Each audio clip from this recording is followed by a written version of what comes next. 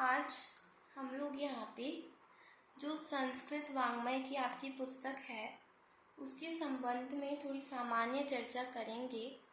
क्या आपका कोर्स है संस्कृत वाङ्मय का, और फिर जो हम पढ़ने वाले हैं उससे रिलेटेड भी थोड़ी सी चर्चा इस वीडियो में हम करेंगे। जो आपकी 11th क्लास की बुक है उसका नाम है संस्कृत वाङ्मयादर्शः। कनिष्ठ उपाध्याय की ये पुस्तक आपके कोर्स में है। इसमें जो विषय आपके आते हैं, जो पेपर होता है वो होता है 100 मार्क्स का। जो लास्ट पेपर आपका होता है मेन पेपर, उसमें आपके बहुत सारे बंटवारे किए हैं।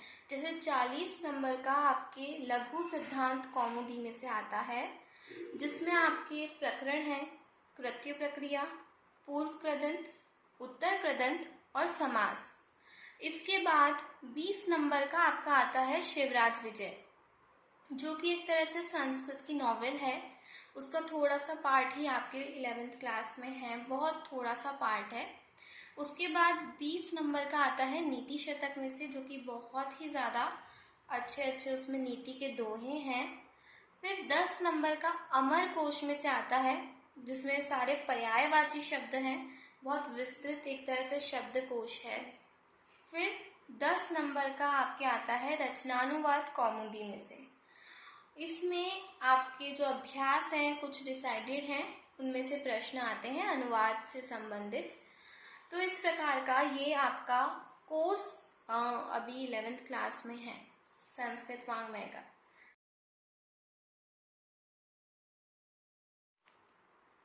तो हमने कोर्स को समझ लिया कि क्या कोर्स आपकी इस पुस्तक में है, आपके कोर्स में क्या है, ये हम समझ चुके हैं। अब सबसे पहले जो आता है लघु सिद्धांत कौमुदी, उसकी चर्चा हम यहाँ पे सबसे पहले करेंगे। लघु सिद्धांत कौमुदी को समझने से पहले, उसकी चर्चा करने से पहले, यदि आपको कुछ चीज़ों का ज्ञान हो तो वो समझना और आसान आपके लिए हो जाता है।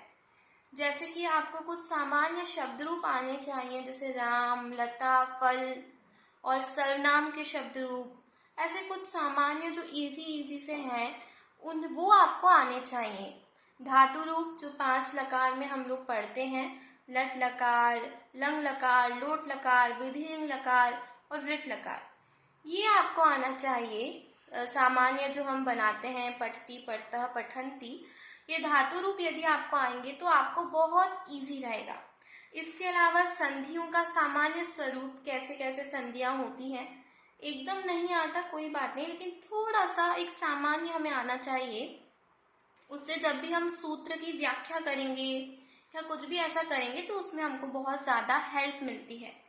इसके अलावा उपसर्ग, जो 22 उपसर्ग हैं वो आपको उनके नेम आने चाहिए, और भी सामान्य जैसे उच्चारण स्थान है, और सबसे इम्पोर्टेंट जो माहेश्वरी सूत्र हैं उनसे ही ये सारे जो हम सूत्र अभी पढ़ेंगे ना, उसका अर्थ हम उनसे निकालेंगे।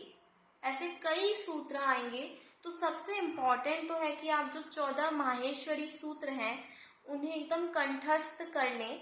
बिल्कुल अगर आपको पूछें कि क्या से क्या है तो आप तुरंत बता सकें, ऐसा कंठस्थ वो कर लें, ताकि आप जब सूत्रों को पढ़ेंगे तो आप फटाफट कैच कर लेंगे कि इसमें क्या बात है।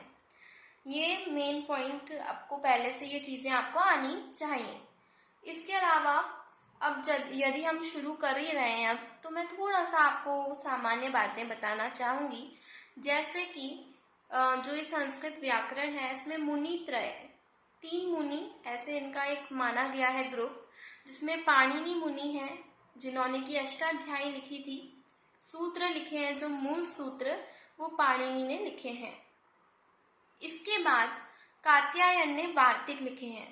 इसमें जो कुछ रह गया या कुछ उनको ऐड करना था, ऐसा कुछ था, तो कात्यायन जी ने वो वार्तिक के रूप में उसे लिखा है।